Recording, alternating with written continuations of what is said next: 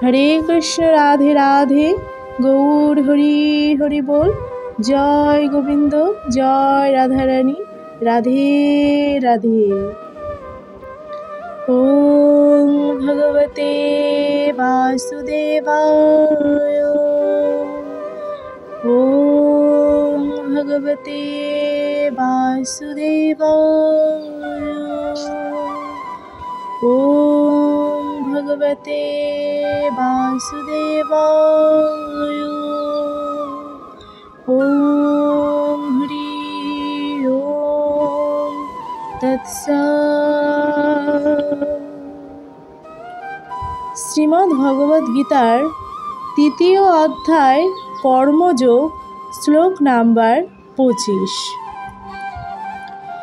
শক্তা কর্মাণি কর্মে অবিদ্যাংশ যথা কুর্বন্তি ভারতং কুর্যাৎ বিদ্বান জ্ঞানী ব্যক্তি তথা অশক্ত চিকিৎসায় লোকসংগ্রহম। অনুবাদ: হে ভারত, অজ্ঞানীরা যেমন কর্মফলের প্রতি আসক্ত হয়ে তাদের কর্তব্য কর্ম করে, তেমনি জ্ঞানীরা অনাসক্ত হয়ে একই কর্ম করেন। কেবল মানুষকে সঠিক পথে পরিচালিত করার জন্য। তাৎপর্য: কৃষ্ণ ভাবনাময় ভক্ত এবং কৃষ্ণ ভাবনাহীন অভক্তর মধ্যে পার্থক্য নিরূপণ করা হয় তাদের ভিন্ন বাসনার মাধ্যমে। কৃষ্ণ ভাবনার উন্নতি সাধনের পক্ষে যা সহায়ক নয়। কৃষ্ণ ভাবনাময় ভক্ত সেই রকম কোনো কর্মই করেন না, এমনকি অবিদ্যার অন্ধকারাচ্ছন্ন জড়জাগতিক কার্যকলাপে আসক্ত মানুষের মতো তিনি একইভাবে নিযুক্ত হলেও একজন ইন্দ্রিয় তৃপ্তির জন্য এই ধরনের কার্যে নিয়োজিত, কিন্তু অপরজন নিয়োজিত শ্রীকৃষ্ণের প্রীতিবিধানের জন্য।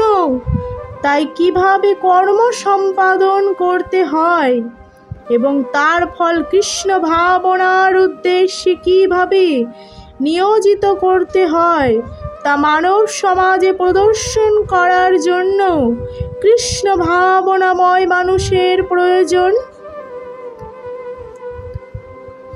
শ্লোক নাম্বার 26।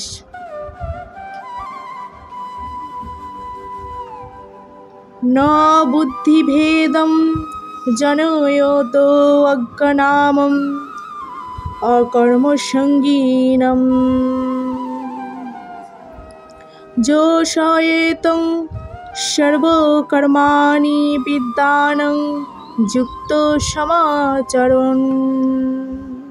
অনুবাদ: জ্ঞানবান ব্যক্তিরা কর্মশক্ত জ্ঞানহীন ব্যক্তিদের বুদ্ধি বিভ্রান্ত করবেন না, বরং তারা ভক্তিযুক্ত চিত্তে সমস্ত কর্ম অনুষ্ঠান করে জ্ঞানহীন ব্যক্তিদের কর্মে প্রবৃত্ত করবেন, ক্রমান্বয়ে কৃষ্ণ ভাবনার উন্নতি করবার জন্য। তাৎপর্য: বৈদেশ্য সর্বরহমেব বৈদ্য, সেটি সমগ্র বৈদিক আচার অনুষ্ঠানের শেষ কথা।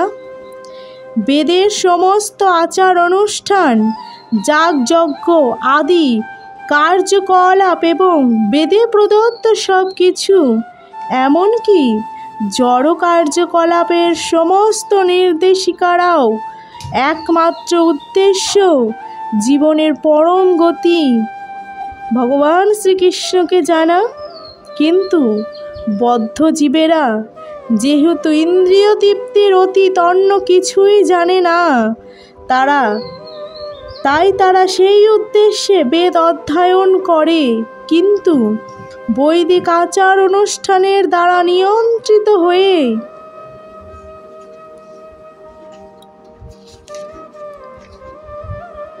সকাম কর্ম ইন্দ্রিয় তর্পণের মাধ্যমে মানুষ ক্রমান্বয়ে কৃষ্ণ ভাবনায় উন্নীত হয়। তাই কৃষ্ণ তত্ত্ববেত্তা ভক্তের কখনোই অপরের কার্যকলাপ ও বিশ্বাসে বাধা দেওয়া উচিত নয়। পক্ষান্তরে তার নিজের কার্যকলাপের মাধ্যমে তাদের শিক্ষা দেওয়া উচিত কিভাবে সমস্ত কর্মের ফল ভগবান শ্রীকৃষ্ণের সেবায় উৎসর্গ করা যেতে পারে। বিদ্বান কৃষ্ণ ভাবনাময় ভক্ত এমনভাবে আচরণ করবেন যার ফলে ইন্দ্রিয় তর্পণে রত অজ্ঞ লোকেরাও শিখতে পারে তাদের কি করা কর্তব্য এবং কিভাবে আচরণ করা উচিত। যদিও কৃষ্ণ ভাবনাহীন অজ্ঞ লোকেদের কর্মে বাধা দেওয়া উচিত নয়, তবে সামান্য অগ্রণী কৃষ্ণ ভাবনাময় ভক্তকে বৈদিক আচার অনুষ্ঠানের অপেক্ষা না করে সরাসরি শ্রীকৃষ্ণের সেবায় নিয়োজিত করা যেতে পারে।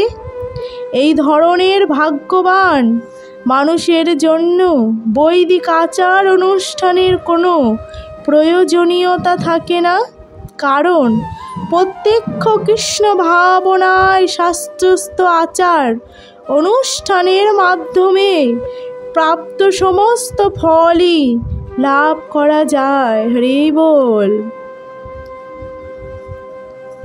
শ্লোক নাম্বার 27।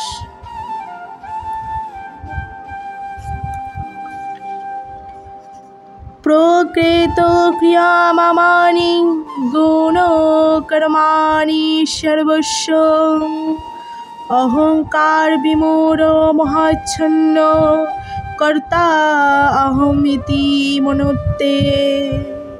অনুবাদ: অহংকার বশত জীব মহাচ্ছন্ন হয়ে জড় প্রকৃতির তীরগুণ দ্বারা ক্রিয়ামান সমস্ত কার্যকে স্বীয়কৃত বলে বিবেচনাপূর্বক নিজেকে কর্তা বলে মনে করে। তাৎপর্য: কৃষ্ণ ভাবনাময় ভক্ত এবং জড় চেতনা সম্পূর্ণ বিষয় একই স্তরে স্থিত।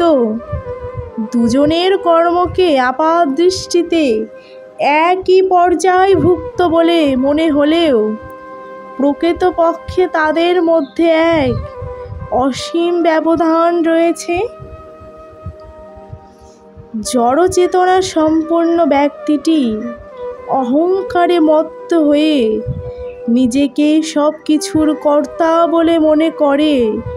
সে জানে না যে তার দেহের অন্তর্গত সব কিছুই এই জড় প্রকৃতির সৃষ্ট এবং এই প্রকৃতি পরিচালিত হচ্ছে আমাদের পরমেশ্বর ভগবানের নির্দেশে।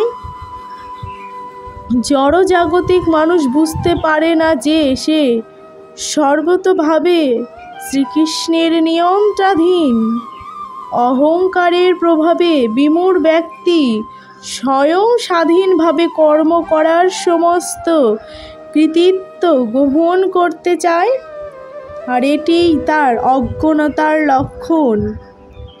সে জানে না যে এই স্থূল ও সূক্ষ্ম দেহটি পরমেশ্বর ভগবানের নির্দেশে জড় প্রকৃতির সৃষ্টি এবং সেই জন্যই কৃষ্ণ ভাবনায় অধিষ্ঠিত হয়ে তার দৈহিক ও মানসিক সমস্ত কর্মই শ্রীকৃষ্ণের সেবায় নিয়োগ করা উচিত। অজ্ঞ মানুষ ভুলে যায় যে ভগবান হচ্ছেন ঋষিকেশ, অর্থাৎ তিনি সমস্ত ইন্দ্রিয়ের নিয়ন্তা।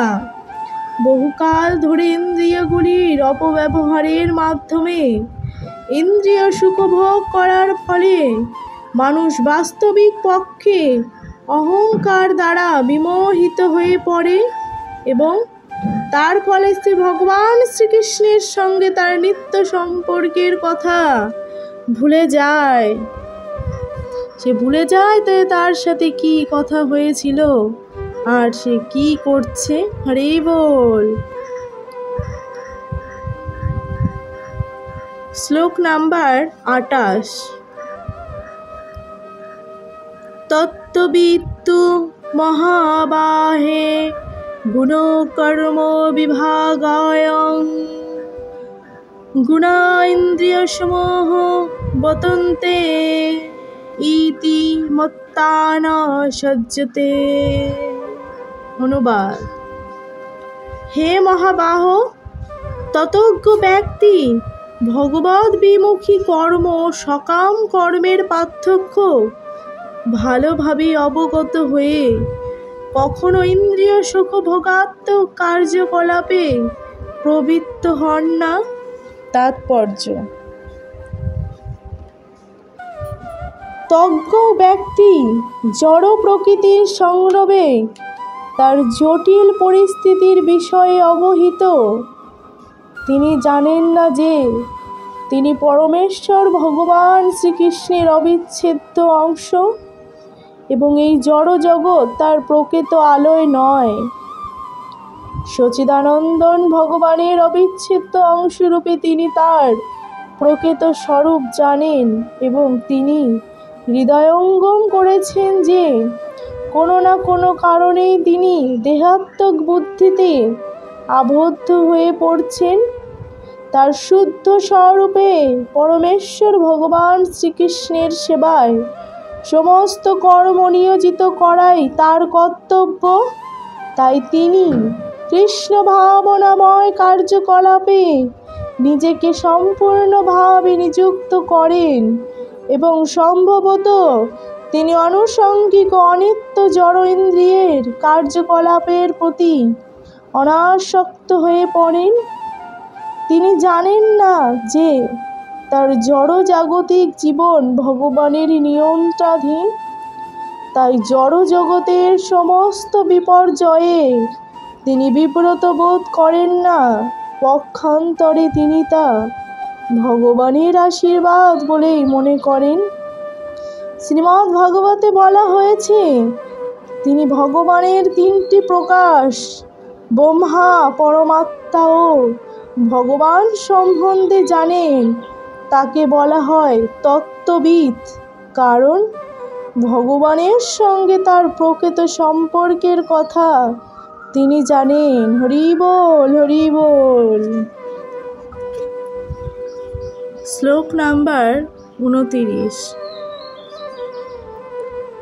প্রকৃতে গুণ সম্মূঢ়াং সজন্তে গুণ কর্মসু তানং অকৃষ্ণবিদং মন্দানং কৃতস্মৃতি তদজ্ঞ।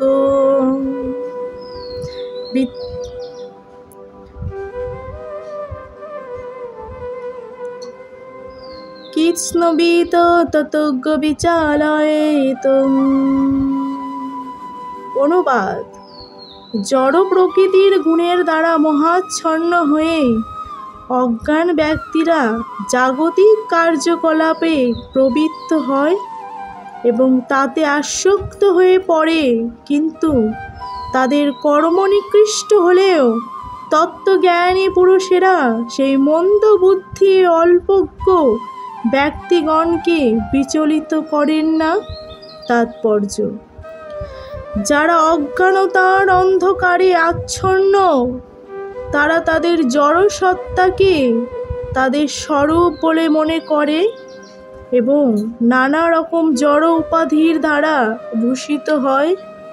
এই দেহটি জড় প্রকৃতির উপহার।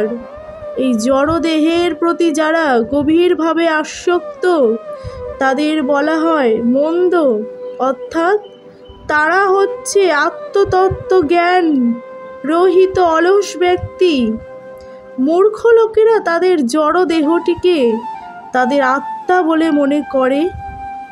জড় দেহটিকে কেন্দ্র করে যে সমস্ত মানুষের সঙ্গে তাদের সম্পর্ক গড়ে ওঠে, তাদের আত্মীয় বলে স্বীকার করে।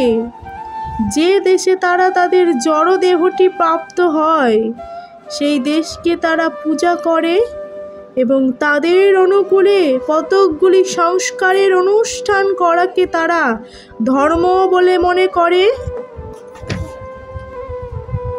সমাজ সেবা, জাতীয়তাবাদ ও পরার্থবাদের মতো কার্যকলাপে এই ধরনের জড় উপাধি প্রাপ্ত ব্যক্তিদের কতগুলি আদর্শ, এই সমস্ত আদর্শের দ্বারা অনুপ্রাণিত হয়ে তারা নানা রকম জাগতিক কাজে ব্যস্ত থাকে। তারা মনে করে ভগবানের কথা অলীক, তাই ভগবানের বিষয়ে তাদের কোনো আগ্রহ নেই। পারমার্থিক জ্ঞান অর্জন করে যারা প্রকৃত স্বরূপে স্থিত হয়েছেন, তাদের এই সমস্ত দেহ সর্বস্ব মানুষদের বিচলিত করার চেষ্টা না করাই উচিত। পক্ষান্তরে নিঃশব্দে তাদের পারমার্থমিক কর্ম সম্পাদন করাই ভালো। এই ধরনের মহাচ্ছন্ন মানুষেরা অহিংসা নীতি এবং এই ধরনের জাগতিক হিতকর কার্যে ব্রতী হয়। যারা অজ্ঞ তারা কৃষ্ণ ভাবনার মর্ম বোঝে না, তাই ভগবান শ্রীকৃষ্ণ উপদেশ দিয়েছেন তাদের বিচলিত করে অনর্থক সময় নষ্ট না করতে। কিন্তু ভগবানের ভক্তরা ভগবানের থেকেও বেশি কৃপালু, কারণ তারা ভগবানের উদ্দেশ্য সম্বন্ধে অবহিত, তাই তারা সব রকমের ঝুঁকি নিয়েই থাকেন। এমনকি অজ্ঞ ব্যক্তিদেরও মানব জীবনের পরম প্রয়োজন কৃষ্ণ ভাবনাময় কার্যকলাপে নিযুক্ত করার চেষ্টা পর্যন্ত করে থাকেন। হরে কৃষ্ণ।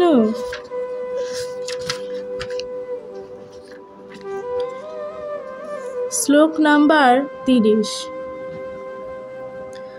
ময়ি সর্বাণি কর্মাণি শনৎস আত্মত্ব চেতসা নিরাশী নির্মম ভূতাং যুদ্ধস্য বিগত জড়ং।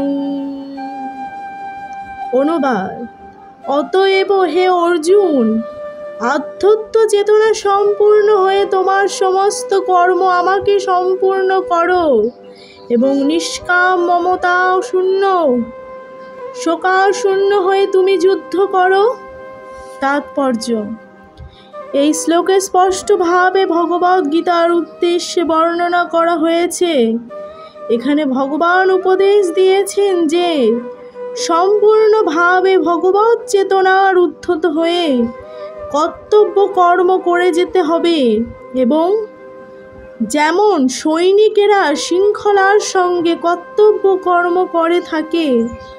ভগবানের এই ধরনের আদেশকে হয়তো একটু কঠোর বলে মনে হতে পারে, কিন্তু শ্রীকৃষ্ণের ওপর নির্ভরশীল হয়ে তা আমাদেরকেই পালন করতে হবে, কেননা সেটি জীবের স্বরূপগত অবস্থা। ভগবান শ্রীকৃষ্ণের সহায়তা ছাড়া জীব কখনো সুখী হতে পারে না, কারণ জীবের স্বরূপে ভগবানের ইচ্ছার অধীনতা স্বীকার করাই জীবনের প্রকৃত অবস্থান। সেই জন্য শ্রীকৃষ্ণ যেন সামরিক নেতার মতোই অর্জুনকে যুদ্ধের নির্দেশ দিয়েছিলেন। পরমেশ্বর ভগবানের পরম ইচ্ছা অনুসারে সব কিছু ত্যাগ করতে হবে এবং যুগপৎভাবে কোনো কিছুর মালিকানা দাবি না করে কর্তব্য কর্ম সমাহ সম্পাদন করতে হবে। ভগবানের নির্দেশ কোনোভাবে বিবেচনা না করে অর্জুনকে কেবল তার সেই নির্দেশ পালন করতে হয়েছিল।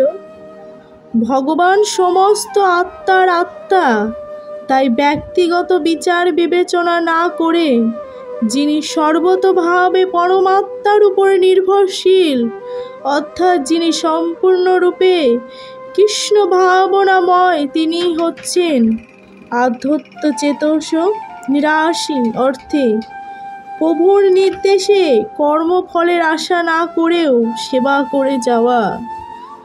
খাজাঞ্চি তার মালিকের হয়ে লক্ষ লক্ষ টাকা গণনা করে, কিন্তু তার এক কর্পদকও সে নিজের বলে দাবি করে না। ঠিক তেমনই এটিও বুঝতে হবে, জগতের কোনো ব্যক্তি বিশেষের নয়, কিন্তু সব কিছুই পরমেশ্বর ভগবানের। সেটি মই অর্থাৎ আমাকে কথাটির প্রকৃত তাৎপর্য। আর কেউ যখন এই প্রকার কৃষ্ণ ভাবনাময় হয়ে কর্ম করে তখন সে অবশ্যই কোনো কিছুর ওপর মালিকানা দাবি করে না। এই চেতনাকে বলা হয় নির্মম, অর্থাৎ কোনো কিছুই আমার নয়। আমার দেহগত সম্পর্কের পরিপ্রেক্ষিতে তথাকথিত আত্মীয়তার বিবেচনারহিত এই ধরনের কঠোর নির্দেশ পালন করতে যদি কেউ অনিচ্ছুকৃত হয় তবে সেই অনিচ্ছাকে দূর করাই উচিত।